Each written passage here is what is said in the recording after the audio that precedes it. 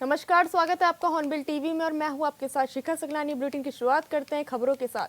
बुधवार को देहरादून सचिवालय में मंत्रिमंडल की बैठक हुई, जिसकी अध्यक्षता मुख्यमंत्री पुष्कर सिंह धामी ने की। कैबिनेट बैठक में कुल 6 प्रस्ताव पास हुए, जिसमें आसन बैराज से भट्टा फॉल तक 5 निर्माण कार्यों को मंजूरी दी गई। पीडब्ल्यूडी के 5 गेस्ट हाउस भवनों को पीपी मोड में देने की तैयारी भी है। इसके अलावा हाईकोर्ट के निर्देश अनुसार बागेश्वर में खनन को लेकर निरीक्षण बढ़ाया जाएगा।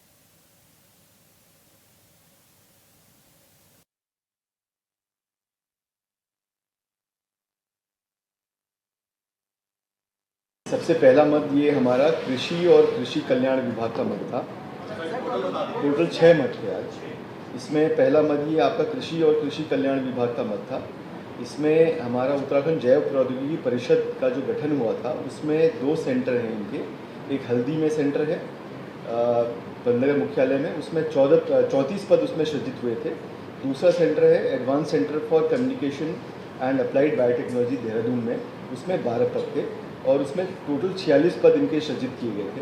पूर्व में जो सर्विस रूल्स इनके बने थे, उसमें भर्ती के स्रोत की व्यवस्था नहीं थी कि वो कैसे होंगे, सीधी भर्ती के पद होंगे, आउटसोर्सिंग के पद होंगे, कैसे होंगे। तो वो आज विभाग ने स्पष्ट एक नियमावली लेकर के आए थे, जिसे माननीय मंत्रिमंडल द्वारा अनुमति दी गई।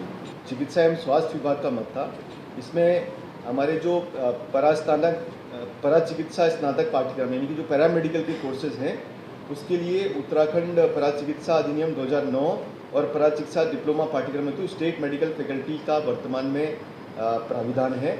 इसमें 22 अलग अलग जो फैकल्टी हैं, उनमें स्नातक और स्नातकोत्तर पाठ्यक्रमों को किया जाता है। इसमें पूरे देश में एक ये व्यावसायिक जो पाठ्यक्रम हैं, उनके मानकों को विनियमित करने के लिए उनमें आचार संहिता क्या होगी, उसमें प्रवेश परीक्षाएं कैसे होंगी, पाठ्यक्रमों के मानकीकरण के लिए और पंजीकरण के मानकों में एक रूपता लाने के लिए एक national commission for allied and health care profession act 2021 पारित किया गया था। इसके तहत हमें प्रदेश में इन पैरामेडिकल के कोर्सेज को रेगुलेट करने के लिए एक काउंसिल बनाने की आवश्यकता है। तो इस काउंसिल बनाने पे आज माननीय मंत्रिमंडल द्वारा अनुमति दी। उत्तराखंड बाढ़ मैदान परिक्षेत्रण अधिनियम 2012 है, जिसमें फ्लड प्लेन जोनिंग जिस अधिनियम के तहत की जाती है। तो इस फ्लड प्लेन जोनिंग के लिए जो आसन नदी है, आसन नदी के प्रारंभिक बिंदु भट्टा फॉल से आसन बैराज तक कुल लगभग 53 किलोमीटर की लंबाई में जो फ्लड प्लेन जोनिंग का पूर्व में अधिसूचना हुई थी, उसमें आपत्तियां आदि मांगी गई थी, उसका अंतिम नोटिफिकेशन करने के लिए आज विभाग माननीय मंत्रिमंडल में आया था। उसमें माननीय मंत्रिमंडल द्वारा उसको फ्लड प्लेन जोनिंग को अनुमति दी गई। इसके अतिरिक्त जो पूर्व में देहरादून में जो फ्लड प्लेन जोनिंग की गई है रिस्पना बिंदाल आदि में, उसमें निम्नलिखित कार्य किए जा सकेंगे, ये भी आज अनुमति दी गई। एसटीपी का निर्माण कार्य इस फ्लड प्लेन जोन के अंतर्गत एसटीपी का निर्माण कार्य, रोपवे के टावर का निर्माण कार्य, मोबाइल टावर का निर्माण कार्य, हाई टेंशन की विद्युत ट्रांसमिशन के टावर को बनाने के लिए और एलिवेटेड कॉरिडोर जो बनना है, उसकी नींव और जो उसकी उप संरचनाएँ हैं, उसको बनाने के लिए आज माननीय मंत्रिमंडल द्वारा अनुमति दी। केंद्र सरकार के 11 वर्ष पूरे होने पर बीजेपी पूरे देश में प्रेस कॉन्फ्रेंस कर अपनी उपलब्धियां गिना रही है, तो दूसरी तरफ कांग्रेस के नेता 11 वर्ष की खामियां गिना रहे। उत्तराखंड कांग्रेस के प्रदेश अध्यक्ष ने बीजेपी सरकार पर सियासी हमला बोला है।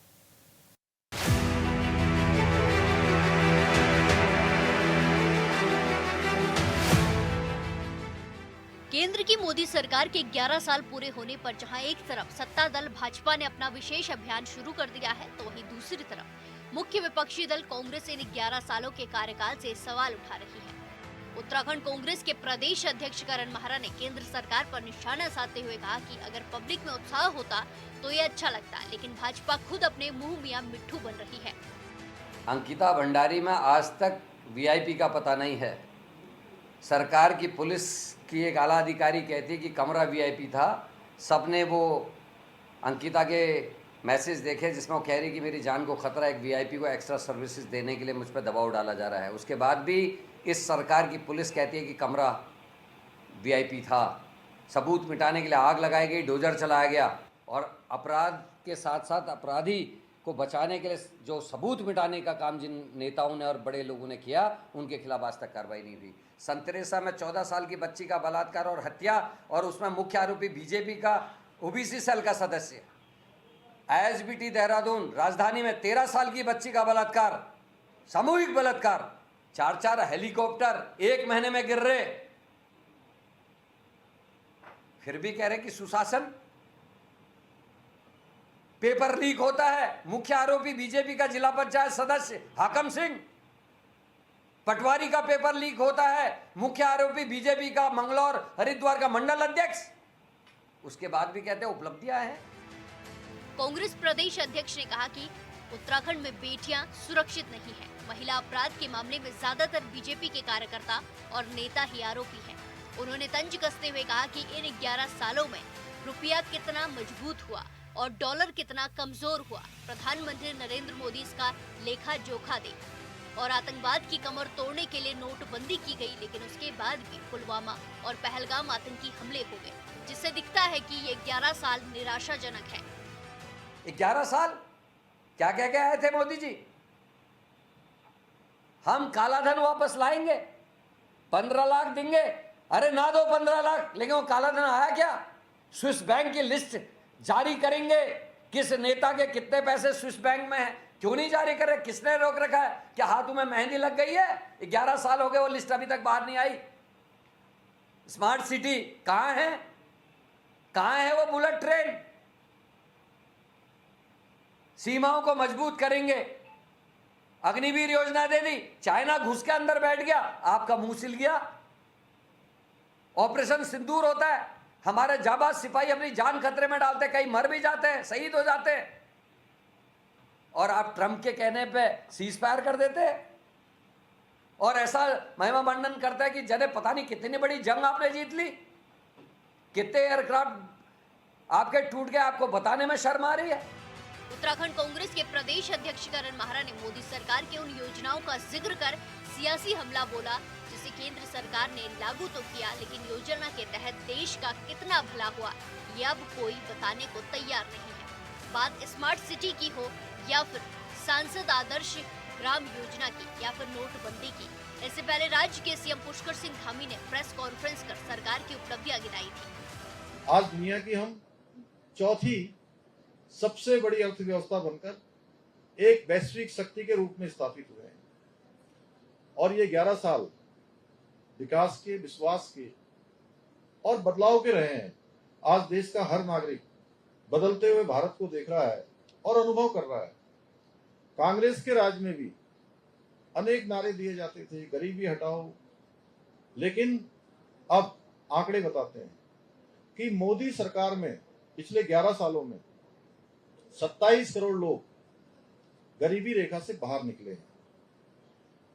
जनधन योजना, उज्ज्वला योजना, प्रधानमंत्री आवास योजना, जल जीवन मिशन, स्वच्छता अभियान, किसान सम्मान निधि, मुफ्त राशन, आयुष्मान भारत योजना, लखपति दीदी योजना, ऐसी अनेक योजनाएं, मैं उनके नाम गिनाऊंगा तो काफी सारी योजनाएं हैं। इन योजनाओं ने जन कल्याणकारी, इन योजनाओं के माध्यम से देश के करोड़ों नागरिकों को आज इसका लाभ मिल रहा है। केंद्र में बीजेपी की सरकार से देश की जनता में कितना भला हुआ ये तो देश की जनता जानती होगी, लेकिन विपक्ष ये मानता है कि केंद्र सरकार ने जो भी निर्णय लिया उससे कुछ नहीं बदला। आरोप है कि बीजेपी सिर्फ नफरत की राजनीति करती है। Bureau report, hornbill TV.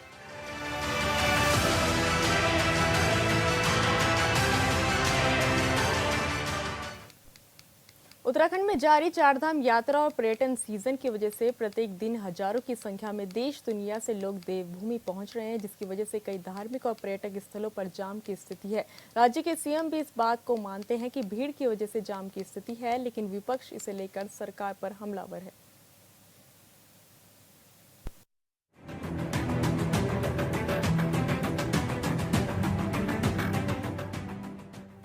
Uttarakhand में एक और चारधाम यात्रा चल रही है, तो वहीं आगामी 15 जून को नैनीताल जनपद स्थित कैची धाम में स्थापना दिवस मनाया जाना है।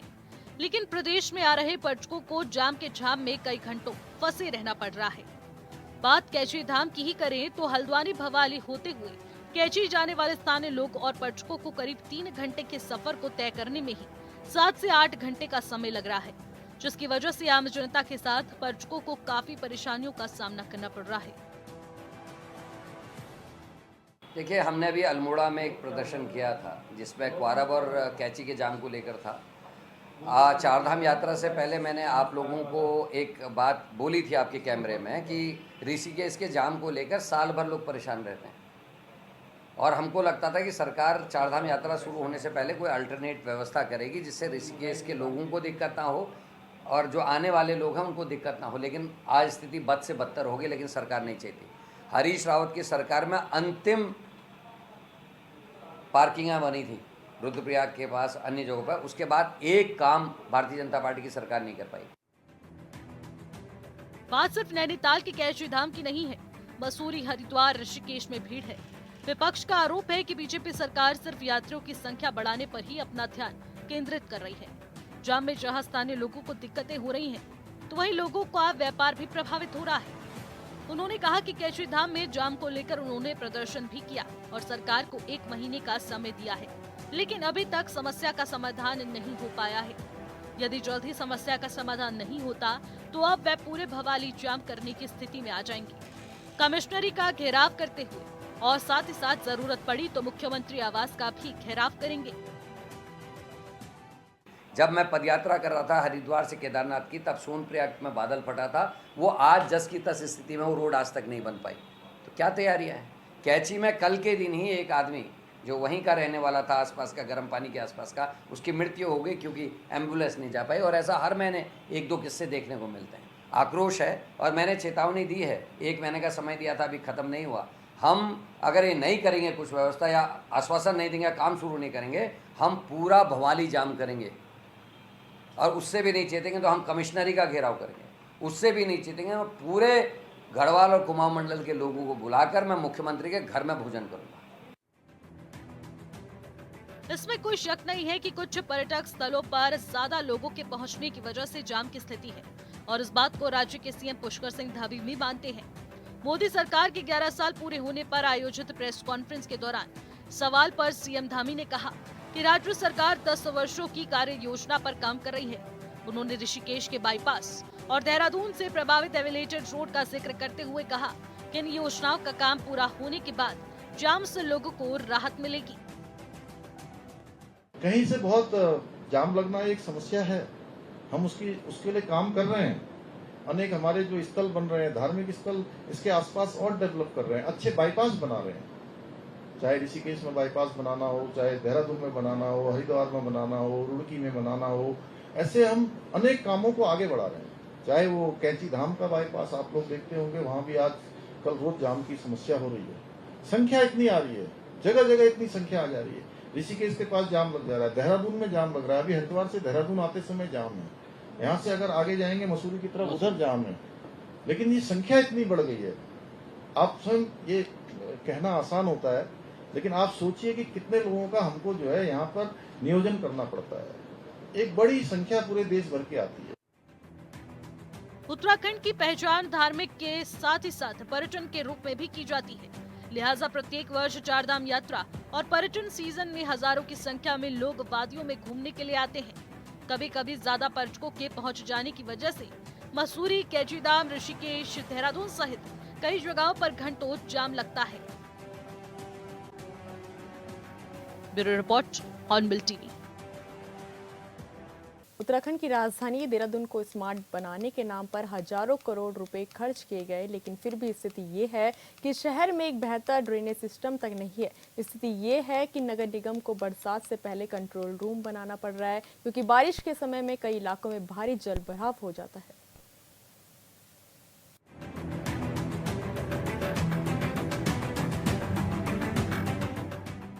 बारिश की समस्या से बचाव के लिए देहरादून नगर निगम ने आपदा कंट्रोल रूम की शुरुआत की है। नगर निगम आयुक्त नमामि बंसल ने बताया कि वर्षा काल में जल भराव की स्थिति को देखते हुए निगम ने हॉटलाइंस को एक्टिव किया है, ताकि शिकायत मिलने पर नगर निगम के कर्मचारी मौके पर जाकर समस्या का निस्तारण कर सकें। देखिए, जो वर्षा काल के दौरान जगह जगह जल भराव की समस्या आती है, उसी को लेकर के आपदा कंट्रोल रूम में हमारी हॉटलाइंस हमने एक्टिव की हैं। अब क्योंकि वर्षा काल का समय नज़दीक है और इसमें काफ़ी सारे ऐसे हमारे क्रिटिकल जंक्शंस रहते हैं जिसमें कि वाटर लॉगिंग का काफ़ी इशू हो जाता है क्रिएट, तो वहाँ पर पहले तो ऑलरेडी हमने ड्रेन्स के क्लीनिंग का कार्य कराया है, लेकिन यदि कहीं भी जल भराव की समस्या आती है तो उसकी रिपोर्टिंग के लिए, उसकी शिकायतें पब्लिक पहुँचा सके ससमय नगर निगम तक, उसी के लिए ये आपदा कंट्रोल रूम में हॉटलाइंस एक्टिव की गई हैं। नगर आयुक्त ने कहा कि नगर क्षेत्र के ज्यादातर नालों की सफाई कर दी गई है। फिर भी अगर किसी भी इलाके में जल भराव की समस्या होगी तो उसे कंट्रोल रूम में मिली शिकायत के बाद दूर किया जाएगा। उन्होंने कहा कि शिकायतों के लिए भी टीम गठित की गई है। वहीं निगम के वाटर पंप्स को ठीक कर उसका ट्रायल भी करा लिया जा चुका है। और इसके साथ ही हमने टीम्स का भी गठन किया है। जो हमारे मैकेनिक्स हैं, जो पंप्स नगर निगम के पास में उपलब्ध हैं, वाटर पंप्स, उनको चेक कर लिया गया है, उनका एक ट्रायल भी करा लिया गया है और मैकेनिक्स को भी 24 आवर्स के लिए तैनात कर दिया गया है। तो लगातार जितनी भी इस प्रकार की शिकायतें प्राप्त होंगी उसका ससमय निस्तारण नगर निगम के द्वारा सुनिश्चित किया जाएगा। अजीब लगता है, लेकिन सच ये है कि स्मार्ट सिटी के नाम पर हजारों करोड़ों रुपए खर्च करने के बाद भी शहर में ड्रेनेज सिस्टम तक नहीं है। इसलिए तेज बारिश के बाद सड़कें तालाब में तब्दील हो जाती हैं। कई इलाकों में इतना पानी भर जाता है कि लोगों के घरों में पानी घुस जाता है। यही वजह है कि नगर निगम ने कंट्रोल रूम की स्थापना की है। Bureau report, hornbill TV. Uttarakhand में 2027 में विधानसभा का चुनाव होना है। जाहिर है चुनाव की तैयारियों में पार्टियां जुट चुकी है। उधम सिंह नगर के काशीपुर में कांग्रेस पार्टी अपनी रणनीति को अंतिम रूप देने में जुट गई है। हल्द्वानी में हुई एक बड़ी बैठक से लेकर काशीपुर तक पार्टी के नेता एकजुटता का संदेश देने में जुटे हैं। पूर्व मुख्यमंत्री हरीश रावत से लेकर काशीपुर और कुमाऊं के दिग्गजों ने साफ कर दिया कि अब व्यक्तिगत महत्वाकांक्षाओं से ऊपर उठकर पार्टी को सरकार में लाने की लड़ाई लड़ी जाएगी। क्या वाकई कांग्रेस अब बदल चुकी है? इस रिपोर्ट में देखिए।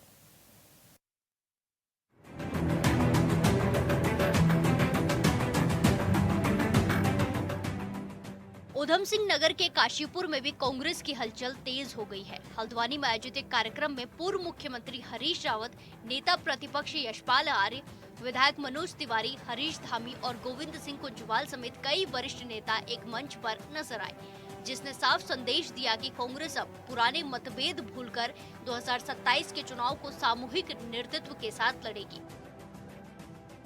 संदेश बिल्कुल साफ है कि सबको मिलजुल करके काम करना है, सबको सांस लेकर के चलना है और जिन लोगों के ऊपर ये दायित्व है हम सब लोग उनके साथ खड़े।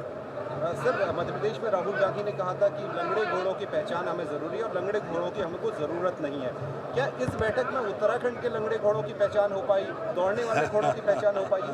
मैं नहीं जानता, मुझे मालूम नहीं मध्य प्रदेश में क्या कहा क्या नहीं कहा, लेकिन उत्तराखंड में उन्होंने कहा कि मुझे पूरा भरोसा है कि 2027 में उत्तराखंड में जीतने की संभावनाएं दिखाई दे रही हैं और वहाँ ये कहा गया कि कांग्रेस के लोग मिलजुल करके बैठते हैं, बात करते हैं और कार्यक्रमों में भी साथ साथ खड़े होते हैं। ये जो रिपोर्ट थी पार्टी के जो भी हमारे इंचार्जेस हैं उनकी रिपोर्ट भी बड़ी इनकरेजिंग थी और उत्तराखंड कांग्रेस के लिए एक अच्छा संकेत है कि लीडरशिप को उन पर भरोसा है। उधम सिंह नगर जैसे जिलों में भी कांग्रेस संगठन को मजबूत करने की कवायद तेज हो गई है। अब पार्टी कार्यकर्ताओं को सोशल मीडिया की बयानबाजियों से दूर रहकर जमीनी स्तर पर सक्रिय किया जा रहा है ताकि विधानसभा के चुनाव में बेहतर प्रदर्शन किया जा सके। पूरे प्रदेश में जिस तरह से अभी हालात है और वर्तमान में जो प्रदेश में भारतीय जनता पार्टी की सरकार है, जनता कहीं न कहीं उनसे नाराज है और विकल्प के रूप में कांग्रेस को देख रही है और आम जनमानस ने एक मन बना लिया कि कांग्रेस के लोग अगर एकजुट होकर अगर पार्टी के लिए काम करेंगे तो निश्चित रूप से 2027 में कांग्रेस फतेह करेगी। और मेरा अनुरोध है अपने पार्टी के वरिष्ठ लोगों से, बहुत कुछ तो मैं नहीं कह सकता हूं क्योंकि एक छोटा सा कार्यकर्ता हूं, लेकिन अनुरोध है कि हमें व्यक्तिगत कोई भी है टिप्पणी से करने से बचना चाहिए और जो ऊर्जा है वो पूरी ऊर्जा पार्टी में लगानी चाहिए, पार्टी के संगठन में लगानी चाहिए और कांग्रेस को 2027 में फतेह करने के लिए लगानी चाहिए। पिथौरागढ़ के धारचूला से विधायक हरीश धामी ने कांग्रेस के भीतर मौजूद स्लीपर सेल पर सवाल खड़े किए हैं और स्पष्ट कहा है कि यदि कांग्रेस को सत्ता तक पहुंचाना है तो ऐसे चेहरों को संगठन से बाहर करना ही होगा, क्योंकि ऐसे नेताओं की वजह से पार्टी कमजोर होती है। कांग्रेस कभी खुद में कभी चुनाव नहीं हारी। कांग्रेस को कांग्रेस के लोगों ने हराया। और 2017 का प्रकरण आपको पता है कि कौन लोग कांग्रेस छोड़ के गए और किसने इस प्रदेश में कांग्रेस के खिलाफ माहौल बनाया। मैं तो सीधे सीधे तौर पर राहुल जी को कहता हूं कि ऐसे लोगों को आप पार्टी में वापिस क्यों ले रहे हैं। एक तरफ से कांग्रेस कह रही है कि हम जो है ये स्लीपर सेलों को आउट करेंगे, तो करिए ना। जिन्होंने सबसे बड़ा उत्तराखंड में अपराध किया है, जिन्होंने उत्तराखंड में जो है राष्ट्रपति शासन जैसा काला कानून लगवाने में भाजपा का साथ दिया, ऐसे व्यक्ति की बातों का आप लोग कहाँ पर विश्वास कर रहे हैं। उत्तराखंड में कांग्रेस जहाँ पे भी डैमेज हुई है, ऐसे ही लोग थे जो कांग्रेस छोड़ के गए, जिन्होंने कांग्रेस के बुरे दिनों में कांग्रेस के खिलाफत की, वही है, बाकी कुछ नहीं। कुल मिलाकर यह है कि कांग्रेस मिशन 2027 की तैयारियों में जुट चुकी है। हाईकमान के निर्देश के बाद काशीपुर से लेकर अल्मोड़ा तक एक नई एकजुटता दिखाई दे रही है। अब सबसे बड़ा सवाल यह है कि क्या कांग्रेस इस एकजुटता को 2027 तक कायम रख पाएगी और कौन होगा वो चेहरा जिसके पीछे पूरी पार्टी खड़ी होगी। Bureau report, hornbill TV. देश के कई राज्यों में तपती गर्मी के बीच उत्तराखंड में मौसम विभाग ने अलर्ट जारी किया है, जिसमें कहा गया है कि राज्य के कई जिलों में कहीं हल्की तो कहीं भारी बारिश की संभावना है। मौसम विभाग के मुताबिक ज्यादा ऊंचाई वाले इलाकों में मौसम बदला है।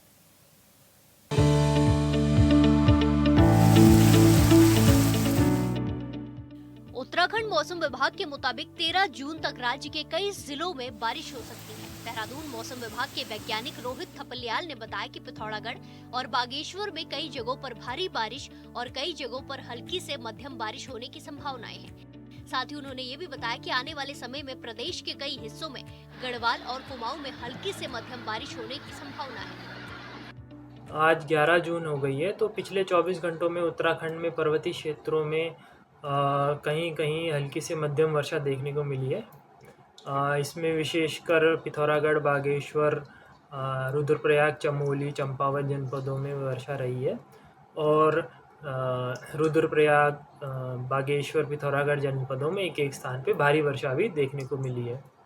आगे पूर्वानुमान की बात करें तो आज 11 जून को उत्तराखंड के जो कुमाऊं क्षेत्र है वहाँ पे कुछ स्थानों पे और गढ़वाल क्षेत्र में कहीं कहीं हल्की से मध्यम वर्षा मिलने की संभावना है।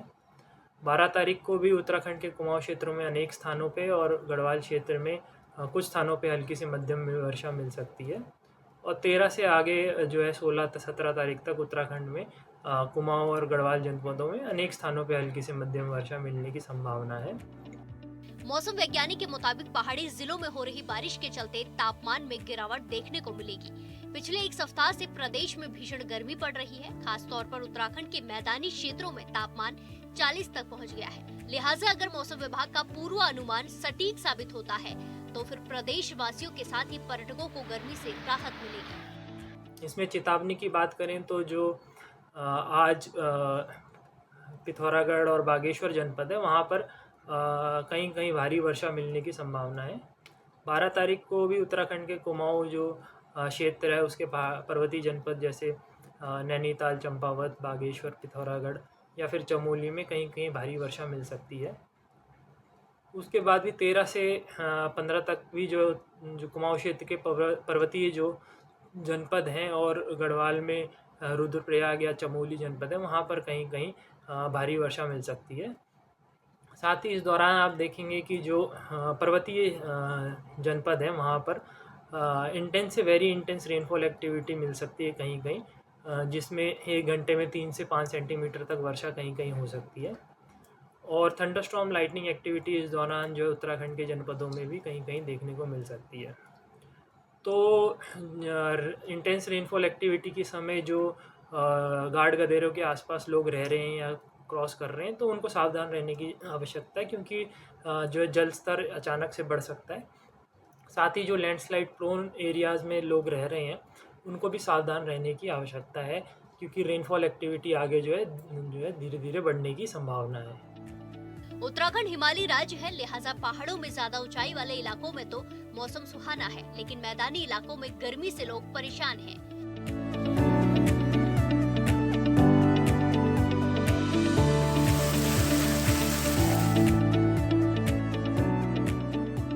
उत्तराखंड में उमस भरी गर्मी से आज से राहत मिलने की संभावना जताई जा रही है। दरअसल कहा जा रहा है कि आज से मानसून दस्तक देगा उत्तराखंड में और ऐसे में कई जिलों में बारिश के आसार भी बताए गए हैं। आपको बता दें कि राजधानी देहरादून में ही 39 डिग्री के पार तापमान पहुंच गया था और लोग भारी उमस में झुलसते हुए भी नजर आ रहे थे। कहा जा सकता है कि गर्मी बेहद ज़्यादा है और ऐसे में लोगों का घरों से निकलना भी दुर्भर हो गया था। अब ये कहा जा रहा है कि आज से मानसून अपनी दस्तक भी उत्तराखंड में देगा और ऐसे में राजधानी देहरादून समेत उधम सिंह नगर के साथ ही मैदानी क्षेत्रों में भी जहाँ तेज हवाएं चलेंगी तो वहीं पहाड़ी क्षेत्रों में भारी से भारी बारिश की संभावना भी जताई जा रही है। येलो अलर्ट इसको लेकर के जारी किया गया है और साथ ही सभी लोगों से जो कि उत्तराखंड में आ रहे हैं गर्मी से राहत पाने के लिए उनसे भी निवेदन किया गया है कि वो ऐसी जगह पर जाने से बचे जहां पर गदेरे हों, जहां पर नदी नाले हों, क्योंकि अगर पानी बढ़ता है तो खतरा पैदा हो सकता है, लैंडस्लाइड भी हो सकती है। तो ऐसे में सभी को सतर्क रहने के लिए भी कहा गया है और ये कहा गया है कि 6 दिन पहले यानी कि आज से मानसून अपनी दस्तक भी उत्तराखंड में देने जा रहा है। हॉर्नबिल टीवी के लिए देहरादून से विशाल गर्ग। फिलहाल इस बुलेटिन में इतना ही। आप देखते रहिए हॉर्नबिल टीवी। नमस्कार।